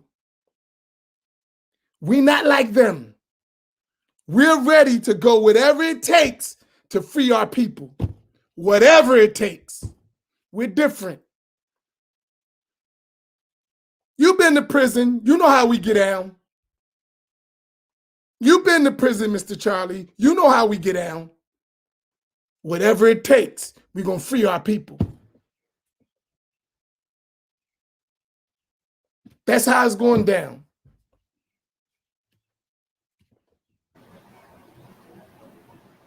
I got my message out. No need to be explicit. Al-ishara ibara. The indication's a clear expression. That's how it's going down. And as angry black man and a descendant of Native Americans, Saponi and Okanichi, Native Americans, and the ex-con and the COVID survivor, I'm carrying all that energy wherever I go. Who want what? That's how we carrying it. Who want what? Ain't nobody apologizing either. He said what he said, and we stand on it. That's all. And I'm a blackie man. And we're closing out soon. So we're down to 2 minutes. It's serious, because we got to think of tomorrow, man. We got to think of tomorrow, man. We can't keep staying in this state. Look.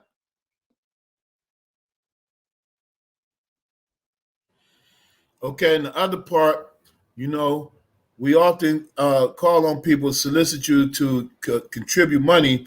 That's also a part of the empowerment. You know, I mean, at this point, you know, we should be on automated pilot with this. You know what I mean? If you donate by Zelle or PayPal, you can do that stuff automatically. You know what I mean? You can set up recurring payments. I think it's just, I don't know if it's the same way on Cash App. You know, pay for yourself and pay for one other person. You know, we get 100 people at least every week. We getting $20 a week from each person. You know, when we got something to grow, we got something to build, then we ain't got to ask nobody. We ain't got to have this mentality of our hat in our hand, begging people accept us and do this for us. And we need this handout. We need this grant. We can do it ourselves. We can extract from ourselves everything that we need because Allah subhanahu wa ta'ala already sent it to us, already gave it to us, already blessed us with it. All we got to do is give it up, man. You know, ain't no, this don't put us like no other people, man. You know, you see me, you look on our page on the Quba School Islamic Center. I got a page where I marry people. You'll see me in the same thobe. I've been doing that page for about 5 years. I wear the same clothes every day, B. Only time you see something new is because my wife bought it for me because she didn't want me out here embarrassing her. You know what I mean? I wear the same clothes. I don't need nothing. I had money when I was younger. And me too. Me too. I had 20 racks I had 20 racks when I was 19 years old. You know what I mean? And that was a little bit of money compared, you know, back in those days. That money was big. So that money don't mean nothing. Ain't nobody out here for no money. You know, we can chase paper, but we out here working for y'all. We need y'all to step up the efforts and giving your energy, because our job is not only just to engage you, but to spark the next person to come behind us. We ain't gonna be able to do this forever, but we're gonna do it to the death. I'm gonna do it until I can't do it no more. Somebody gotta take the baton. Somebody gotta be ready. Somebody gotta be ready to teach. Somebody gotta be ready to finance. Somebody gotta be ready to work. Somebody gotta do something. You know what I mean? That's what this is about for all of us. One point. I know. Hold on, man. I'm not finished. You know what? No, say good. Facebook. I know that, and somebody gotta be willing to die. Don't forget that part. Don't. I hate to say it, but it's real. No, it's somebody real. Gotta be willing to die. Be ready to die. And that's when it's getting real. So, and that's part of it too. And we make no apologies about that neither. If they come for us, come on, because it's Black Imam and ex nigga. If I go down, somebody going with me. Somebody's going with me. You can bet that. But until that time comes, let's work, man. Let's put our money up. Let's put our energies up. You know, make sure we stay focused on the program, what we're doing, because we're doing it for y'all so that Allah, who's dependent with the Allah, will put this on our scale. You know, this effort, we investing in each other so we can be people who are smiling on each other, sitting on thrones. Sitting on thrones of pulpits of light, you know, because we love each other for Allah, who's dependent with the Allah. And we have a common interest. We have a common bond, you know, that's unbreakable, man. Let's keep building it. Look at this white guy. Check that out. Read that, Imam Naeem. Can you see it? Or Imam Faheem? I can see it. Assalamu alaikum. The reason it is important to me that we maintain and support Sunni Black communities is it a form it is a form of tasawwuf for me. I am not Black, but do I really fit in any other Sunni community? I prefer to play second or third fiddle behind true Sunni leaders that have been and are oppressed.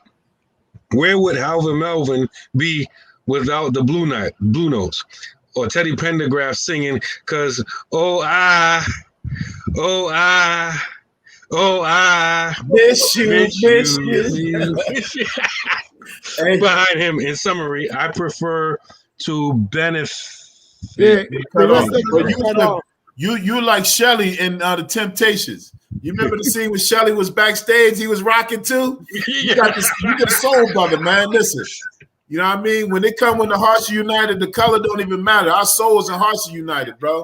Right. Listen to you, Shelly. You ain't up there. Yeah, the rest of his comment says, I prefer to benefit in this community from the backseat with truly humble brothers that I feel like family with. Also, the kid is much better.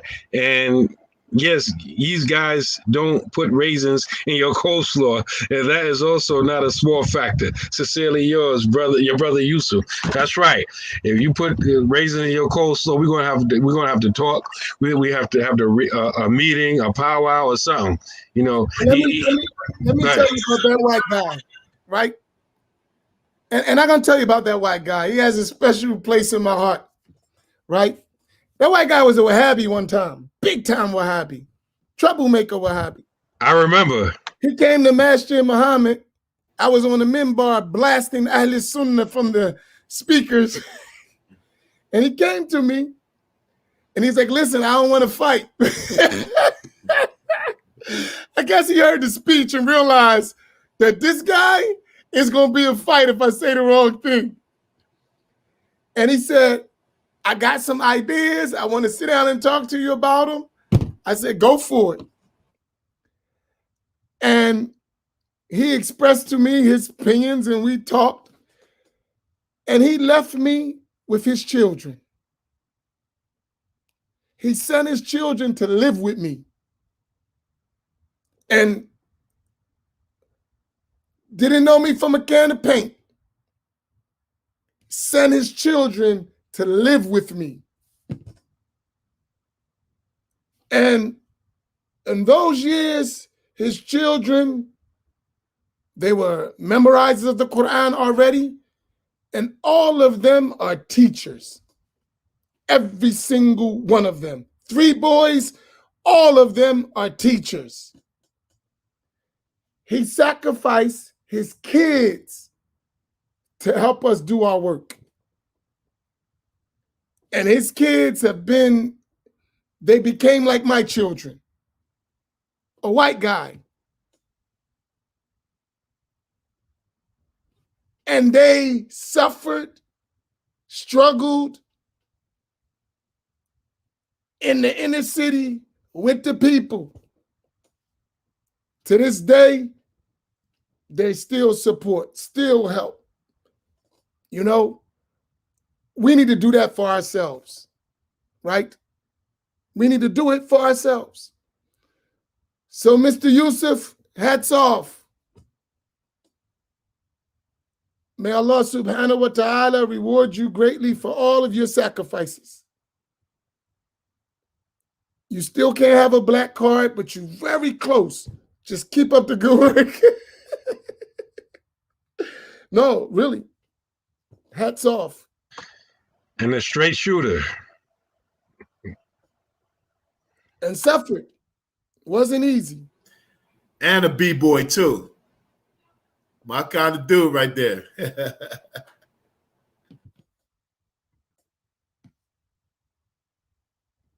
Okay, we're closing out.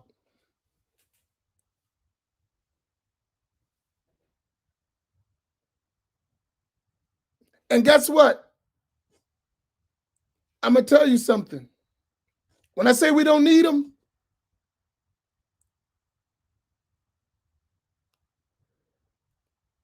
we took his children.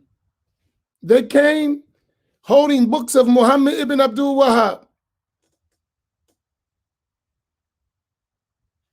Now they're graduate from Azhar.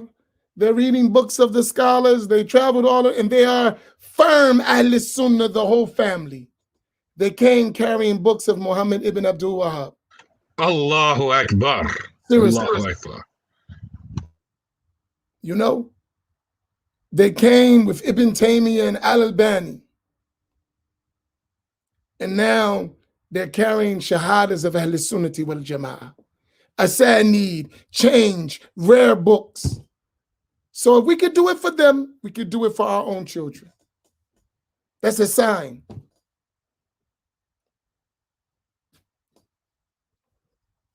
Little boys, grown men now. It can be done. Okay, who want to close us out? I'm done. Last report, we only raised 170 so far. And we trying to get 500 a week. Yeah, that was it. What's going on? What's going on, people? Y'all don't love us no more? You can go to work now. Right? Y'all don't love us no more? Can't get no love? We trying to come to y'all cities to see y'all. We need your help to make it happen. If everybody do a little, one person don't got to do a lot. And there I go. If everybody do a little people don't got to do a lot. $10, $15, $20. And guess what? We've been falling short every week. Some weeks we ain't get nothing. But that we don't stop though, because we don't do it for the money. But what I'm saying to y'all, we can't just be cheerleaders. We gotta be workers, right? The cheerleading is nice, but we gotta actually do the work, right? See Yusuf, $20. See the white guy, $20.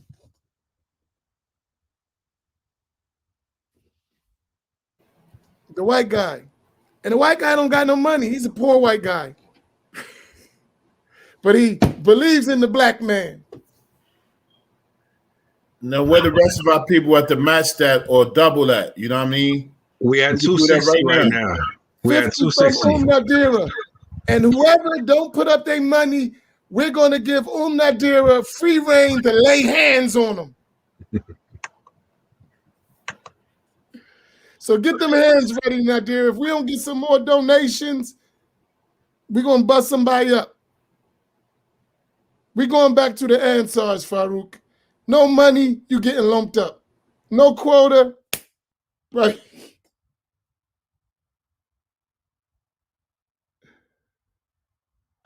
Look what 100. Sisters, we are the backbone of the community. You can say that again, right? I'll give 100 and challenge all my black sisters to do the same. Can I have the link, please? Hey, put the link, put the link. Non-black sisters too. Malika's going for 100. She said 25, but I'll make it 100 fi sabilillah. Allahu Akbar. Come on, let's show what we can do. And that's the kind of commitment we need, because we do it like this. This is not really hurting nobody. And I'm going to tell you done. These guys, those two imams, I'm not like them, but because I'm with them, I got to be like them. They refuse to take money. They refuse to take money. They say use all the money for what we got to do. They don't even want to get paid for what we do. They don't do it. I don't recommend that, but hey, that's the way they are. And it's 2 against 1, right? They should be compensated. They don't take the money. So all the money we've raised is all being used for the work. That's integrity. They don't have to do that, but that's what they're doing. They don't take money. We went to Pittsburgh. They didn't take money. We're going to Kansas. He spent his own money. They didn't take money.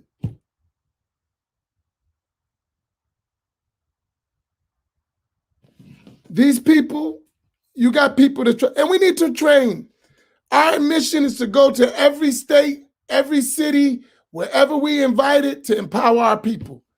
Live, on the ground, and it's not the same. You'll see we're not just people on the internet. We real people on the ground with you, dealing with the other stuff. People will tell you we deal with each other like brothers and sisters. Barakallahu bikum on all of y'all who are donating. Let's get this 500. We're up to 260 right now.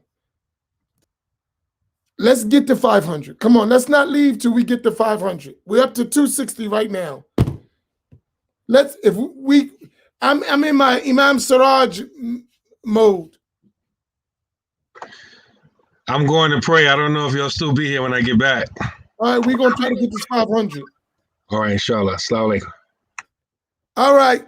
Sister Miriam said, where are the brothers at? Y'all saving for the 5K? Nope. So they just might as well get that up, because they're not giving you 5K. You can forget about it. The going price now is down to 1,000. And that's being negotiated. So they could give some extra. We're up to 460.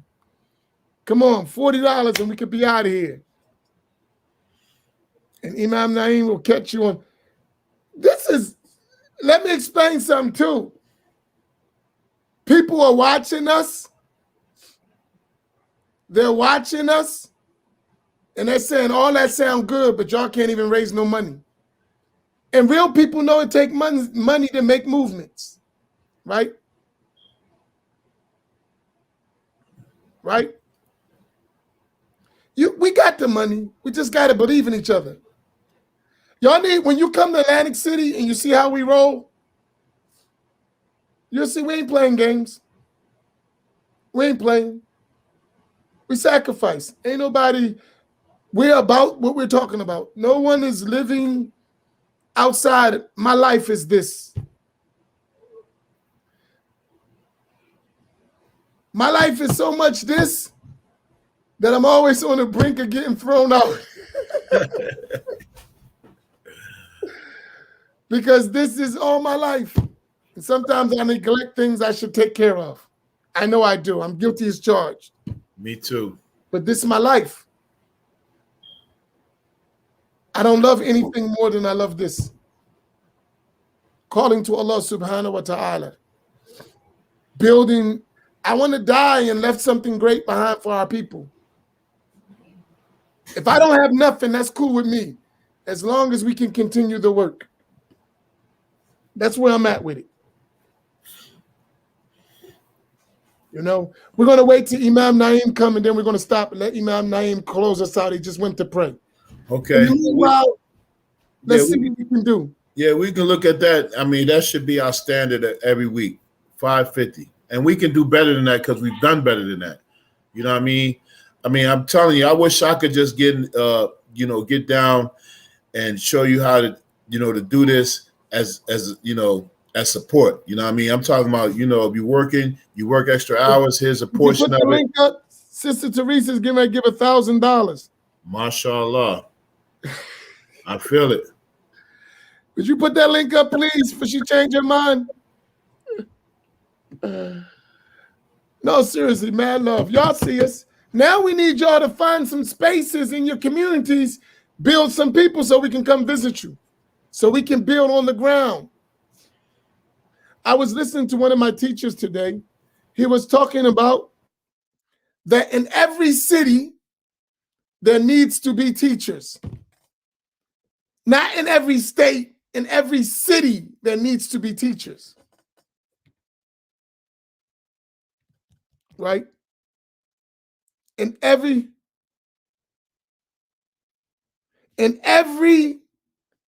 city, there need to be teachers.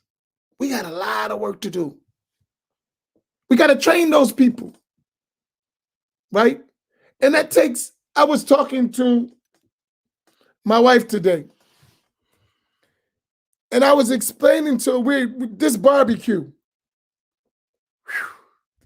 Faheem, don't get these bright ideas and just move, right?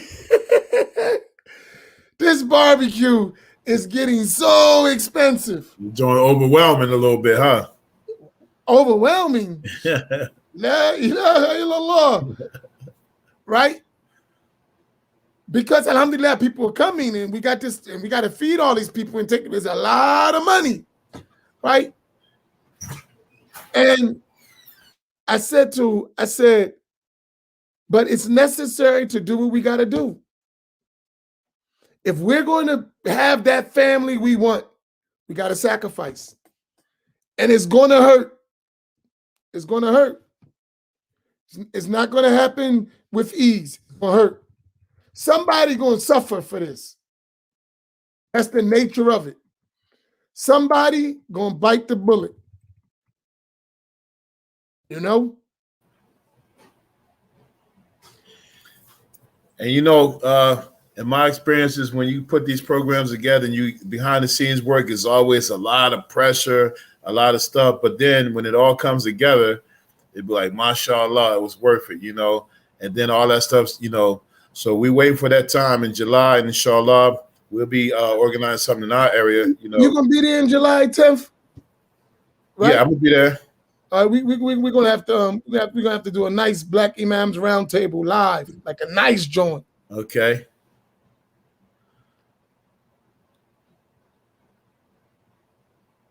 See, she's coming. So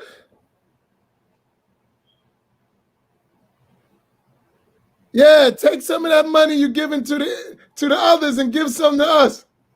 Right now. The others ain't shy to say we need X amount of dollars to send somewhere else. And the blacks, we're not even taking care of ourselves at home. And to make it so bad, some of them won't even show up or anything unless it's a fee or something like that.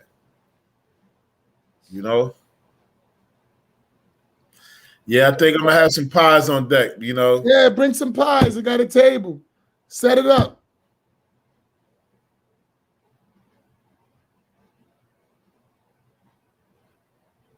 She said, ooh, and I tell him I'm broke. May Allah make you rich. May Allah give you wealth. May Allah give you all you need to serve the underserved. How about that, my sister?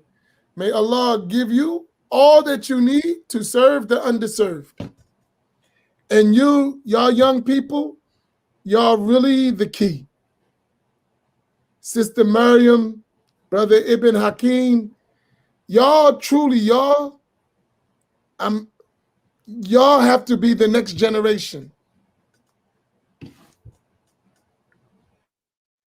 Y'all don't know. I remember all y'all when y'all was kids. Y'all just don't know me because y'all was kids, right? Y'all were little kids. I remember y'all, right? Y'all adults now, right? Y'all were young. Y'all adults now, right? Y'all are the future of Ahl Sunnati wal Jama'ah, but y'all got to be free. You'll never do it if you don't free yourselves. For real. These platforms, these voices, we're opening the door for you. But you got to be man and woman enough to step in these shoes and carry the torch. And no one wants you to do that but us. Everyone else wants you just to serve them. We want you to serve your people, to build up your communities. Those children you watch that are still in bad positions, you got to change that. You have to do it. It can't just be talk. It got to be action, right? Look at what was done all your life for others and now learn from it and do for yourself. Seriously. Y'all are the future and y'all got to be prepared. When y'all get our age, y'all would have 2, even 3 decades of work in a da'wah. When y'all get our age, right? What y'all have, y'all can take this thing to a whole nother level because we're kicking the door open for you. But you got to be ready when that bounce pass come to you or that alley hoop, you got to catch it. Can't drop the ball. Mati, why do tomorrow what you can do today, my brother? Don't say سوف أفعل. لا. الآن يا حبيبي. Not غدا. الآن. Muawiyah. Yeah, Muawiyah too. Muawiyah's in Egypt. He's doing the work. He's putting it in. We got him hooked up. He's ready to go. He's hanging out with the big boys. He's going to be a sheikh. Muawiyah's on his way. We're going to need a sister that matches talent. What I missed, subhanAllah, 980. Allahu Akbar. We're not going till we get 1,000.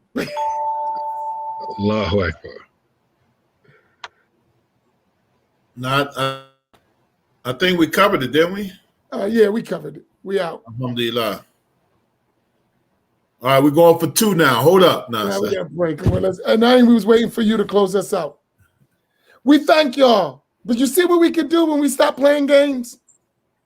We can do it. It's enough of us. You should make it where we don't even talk about money. We just work. Money's not even a subject. We just work. Make the money part of the work. There was a time when this wouldn't have been a discussion. It was haram. It would have been a discussion. Right? It would have been a discussion. Seriously. No discussion at all. We ain't in those days no more, though, Imam Faheem. I know, man. Those were the days like Archie Bunker. This wouldn't have been a discussion. What? Imams, what? But we can't do that no more. Them days is over. May Allah keep them behind us. It's painful, though. Yeah, man. It's painful. But halal is nice. All right, we did it. May Allah reward you all. Come on. Allahu Akbar. You don't want to bleed the people. Let them say something next week. Allahu Akbar, Allahu Akbar. Alhamdulillahi Rabbil Alameen. Bismillahir Rahmanir Rahim. Alhamdulillahi Rabbil Alameen. Wa sallallahu ala Sayyidina Muhammadin wa ala alihi wa sahbihi wa sallam. May Allah bless our 3453 family. May Allah bless our Shehu family. May Allah bless all of the believers of Ahl Sunnah wal Jamaat. May Allah bless all of you who tuned in tonight. May Allah bless all of you who donated tonight. May Allah increase your wealth and may you not see a decrease in it. Subhanakallahumma wa bihamdika nashhadu an la ilaha illa anta wastaghfiruka wa atubu ilayk. Wal 'asr innal insana lafi khusr illa alladhina amanu wa 'amilu salihati wa tawassaw bil haqqi wa tawassaw bis sabr. Al-Fatiha.